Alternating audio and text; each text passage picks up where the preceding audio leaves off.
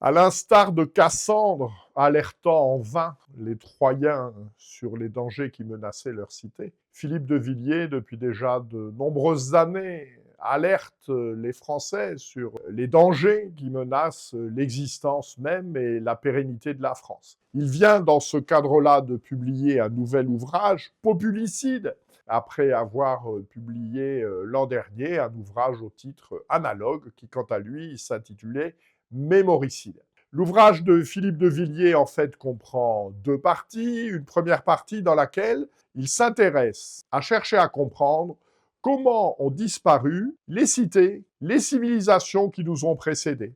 Il donne l'exemple de Carthage, de Rome, de Tolède, Tolède au moment de la conquête par les musulmans, de l'Espagne, de la chute de Byzance également, de la fin de l'Empire perse, de la fin de l'Empire inca. Et de tous ces exemples historiques, il retire trois leçons. Une crise de civilisation, la chute d'une civilisation est généralement la conjonction de trois phénomènes.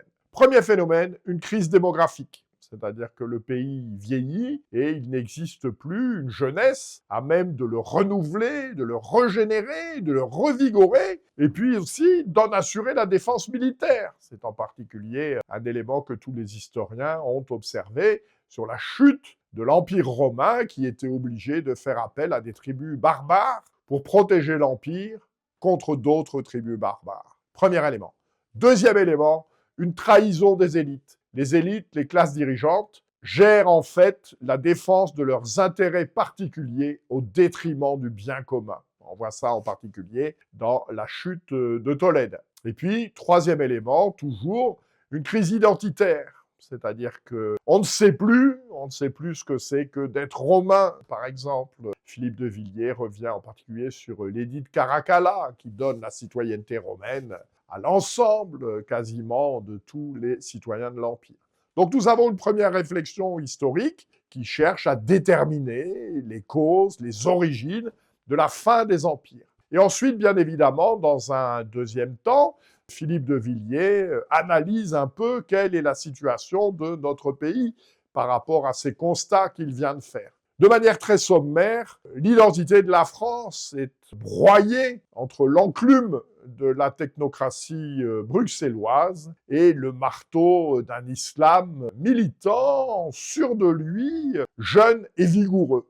Voilà en fait les défis que nous avons à relever. Et Philippe de Villiers s'attache d'une part à nous expliquer comment s'est mis en œuvre tout ce processus, en ayant maîtrisé à la fois les coulisses. Il revient bien évidemment sur la campagne contre le non à la Constitution européenne, et puis développe également longuement, la manière dont notre pays, d'une certaine manière, n'assume plus son identité, étant rongé par la repentance, d'une part, et d'autre part, incapable de faire face à l'afflux de populations étrangères à notre civilisation, attirées par le niveau de vie qui est le nôtre et attirées également par le climat de liberté dans lequel continue, d'une certaine manière, à se développer notre pays. Voilà, petit remplacement, fruit de démission politique, prélude au grand remplacement qui est celui de la population française. Alors, il s'agit là d'un plaidoyer à la fois bouleversant, argumenté, mais pas désespéré. C'est un appel à la résistance pour, selon l'expression de Philippe de Villiers, refaire des Français. Voilà, l'essentiel, c'est de refaire des Français et puis de redonner vie à un roman national qui, en fait, a été remplacé aujourd'hui par une fable multiculturaliste. Philippe de Villiers a une verve bien connue dans ses développements, l'ensemble est toujours très argumenté, et puis également il fait référence à l'histoire en citant un extrait bien connu du célèbre ouvrage de Marc Bloch, L'étrange défaite, alors que Marc Bloch s'interroge sur les causes de la défaite de mai et juin 40, il écrit, je le cite, « Nos chefs n'ont pas été seulement frappés dans leur courage, dans leur intelligence ou dans leur caractère, ils ont été frappés dans leur foi, ils ne croyaient pas à la France. » Philippe de Villiers croit à la France, il nous invite à partager sa croyance, son espérance, et il nous livre ainsi peut-être un époustouflant et peut-être ultime cri d'alarme à lire et à méditer.